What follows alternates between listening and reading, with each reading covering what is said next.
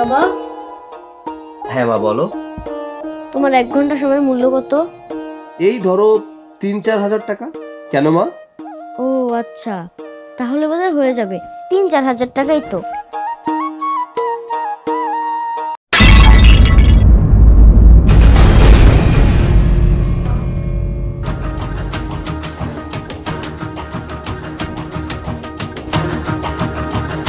এই নাও বাবা, তোমার সময়ের মূল্যের থেকেও এখানে বেশি টাকা আছে। কালকে 1 ঘন্টা সময় আমি কিনে নিলাম। 1 ঘন্টা সময় দিয়ে তুমি কি করবে মা? অনেক তো রাত হয়ে গেল, আপনি প্লিজ এবার খেয়ে নেন, আপনার শরীর খারাপ হয়ে যাবে তো। না বৌমা, আমি এখন খামো না। রাকিব অফিস থেকে কষ্ট করে আইব, ও আইলে আমরা এক লগে বয়ে খামো, আর গল্প গুজব করবো। কতদিন ওর লগে খাই না এক লগে। কিন্তু বাবা, ওর তো ফিরতে অনেক রাত হবে, আপনি প্লিজ খাবারটা খেয়ে নেন। আচ্ছা বৌমা, তুমি করে কল করছিলা, একটু কল করে দাও না। হ্যাঁ, আমি কল দিয়েছি। ও রাকিব, আইসিস বাজান, তাড়াতাড়ি হাত মুখ ধুয়ে নে, এক লগে খামো। বুড়ো হয়ে গেলে মানুষের বুদ্ধি হাঁটুর নিচে চলে যায়। তুমি বুঝতে পারছো না?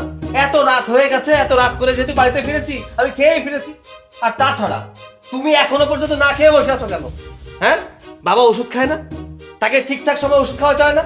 তোমার এই আদিক্ষাটা দেখলে না বাবা, আমার একটু ভালো লাগে না। অসহ্য কথা। হ্যাঁ? বাবা প্লিজ, আপনি ওর কথায় কিছু মনে করবেন। আসলে সারাদিন অনেক কাজ করে আসছে তো, এর জন্য একটু মেজাজটা খিটখিটে। বাবা, আমি খাবার দিচ্ছি, আপনার খাবারটা খেয়ে নেন। থাক, আমার খিদে নেই।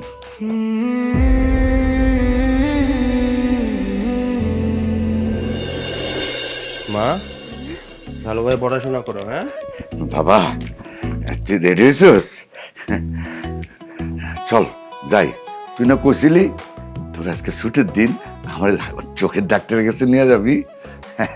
চোখের ডাক্তার দেখা, তারপরে আমরা পার্কে একটু ঘুরুম। তোর মারে অনেকদিন তো বাইরে নিয়ে যাই না। চল। বাবা, তোমরা আসলে মানুষের প্রেশারই বুঝো না। আমি কি শুধু শুধু রেডি হয়েছি নাকি? আজকে ছুটির দিন, বাড়ি থেকে যেতে ইচ্ছা করছে না, তাও যেতে হচ্ছে শুধুমাত্র বিদেশি ক্লায়েন্ট আসছে তাই। আর তুমি পড়ে আছো তোমার এই ডাক্তার দেখানো নিয়ে না? কিন্তু বাজান, তুই তো কথা দিছিলি। আমি তো তোর মারে রেডি করে আনলাম। দেখো বাবা, এত আক্কেল জ্ঞানের সমস্যা হলে তো হবে না। বুদ্ধি কি হাঁটুতে নেমে গেছে তোমার? আমি যাচ্ছি কাজে, তুমি আমাকে বলছো এখন তোমাকে ডাক্তার দেখাতে নিয়ে যেতে হবে। টাকা লাগলে বলো, আমি দিচ্ছি। এই নাও, এখানে 5,000 টাকা আছে, বাবাকে ভালো ডাক্তার দেখিয়ে নিও। আমার সময় নেই। আর হ্যাঁ, সবসময় ঘ্যান ঘ্যান করবে না, এগুলো আমার পছন্দ না। আমি কাজে যাচ্ছি, কাজে না গেলে টাকা ইনকাম করবো কোত্থেকে? হ্যাঁ, আঁকো।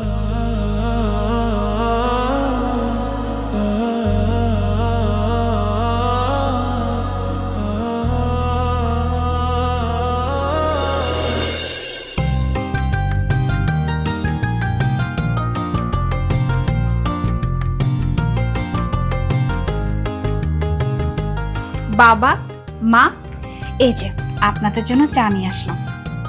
আরে মা, চা খেতে ইচ্ছা করতেছে না, তুই খেয়ে নে মা। বাবা প্লিজ, আপনি মন খারাপ করবেন না। আমি বুঝতে পারতেছি আপনার অনেক খারাপ লাগতেছে। আমি রাকিবকে বোঝাবো। আসলে হয়েছে কি বাবা, টাকার পিছনে ছুটতে ছুটতে না ও পাগল হয়ে গেছে। না রে মা, আমরা কিছু মনে করি নাই। আর আমরা তো পোলার কাছে টাকা চাই না, পোলার একটু ধরতে চাই, পোলার লগে গল্প করতে চাই। এই ফ্ল্যাটে আমাকে তো বন্ধ হয়ে আরে মা। এই বড় লোকে জেলখানার থেকে আমাকে গ্রামের ভাঙা ঘরই ভালো ছিল। ঠিকই কইছ। 10 মাস 10 দিন যে পোলারে পেটে রাখছি, ওই পোলা এখন তাম্বরে দামই দেয় না। মা, বাবা প্লিজ, আপনারা আপনারা এইভাবে কথা বলবেন না। আমি আমি না আপনাদের কষ্টটা বুঝতে পারতেছি যে আপনাদের কেমন লাগতেছে, কারণ কোনো মা বাবাই এটা সহ্য করতে পারবে না। আ- আমি আমি কথা দিচ্ছি আপনাদেরকে যে আমি রাকিবকে বোঝাবো। আপনাদের দুজনের কাছে আমি আন্তরিকভাবে অনুরোধ করতেছি, প্লিজ প্লিজ আপনারা আপনারা কাঁদবেন না, আপনারা চোখের পানিটা মুছুন প্লিজ। বাবা চা, মা আপনিও খান।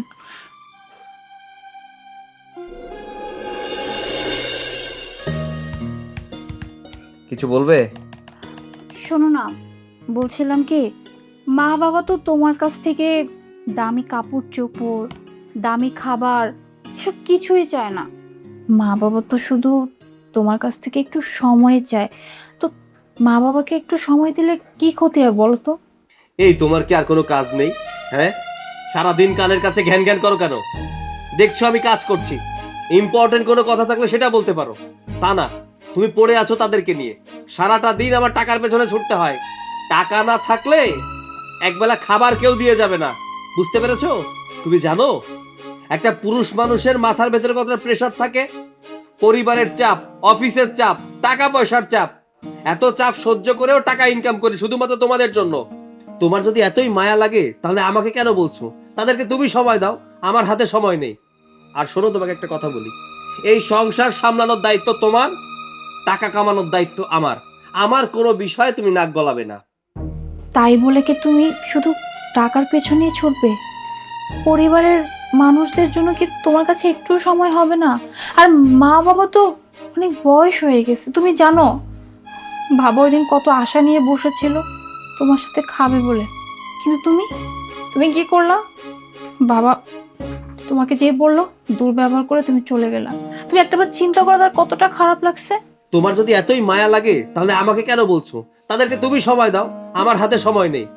আর শোনো, তোমাকে একটা কথা বলি, সংসার সামলানো তোমার কাজ, টাকা ইনকাম করা আমার কাজ। আমার কোনো বিষয়ে নাক গলাবে না। বাবা, হ্যাঁ মা, বলো। তোমার 1 ঘন্টা সময়ের মূল্য কত? এই ধরো 3-4 হাজার টাকা। কেন মা? ও আচ্ছা, তাহলে বোধহয় হয়ে যাবে। 3-4 হাজার টাকাই তো।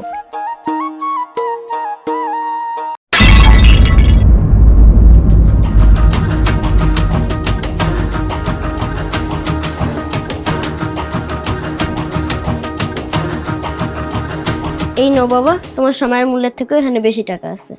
কালকে 1 ঘন্টা সময় আমি কিনে নিলাম। 1 ঘন্টা সময় দিয়ে তুমি কি করবে মা? আমি তোমার কালকের 1 ঘন্টা সময় কিনে নিলাম, তুমি 1 ঘন্টা সময় আমার দাদা দাদিকে দিবে।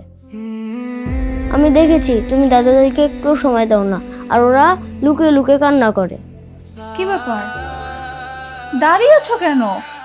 তোমার মেয়ে তো তোমাকে টাকা দিচ্ছে, আর তুমি তো কিছুক্ষণ আগেই বললা তোমার কাজ শুধু টাকা ইনকাম করার। তো তোমার মেয়ে তো তোমাকে টাকা দিচ্ছে, আর টাকার বিনিময়ে তোমার কাছ থেকে সময় যাচ্ছে। নাও নাও, টাকাগুলো নাও। মা টাকাগুলো দে, দাঁড়িয়ে শোনো, নাও। না, থাক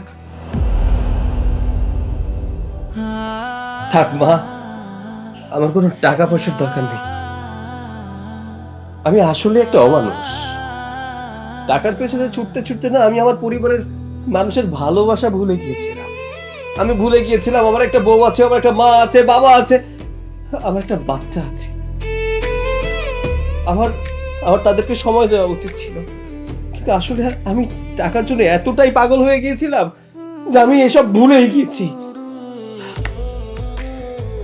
আমাকে ক্ষমা করে দাও। মানুষের জীবনে টাকাই সবকিছু না, মানুষের জীবনে ভালোবাসার মূল্যটা অনেক বেশি, যেটা আমি বুঝতে পারিনি।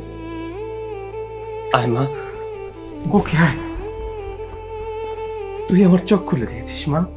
আমার উচিত ছিল আমার পরিবারের মানুষগুলোকে সময় দেওয়া। আমি শুধু টাকার পেছনে ছুটেছি, আর কিছু না। আমার মতো কেউ যেন পরিবারকে সময় না দিয়ে টাকার পেছনে না ছুটে, টাকার পেছনে না ছুটে।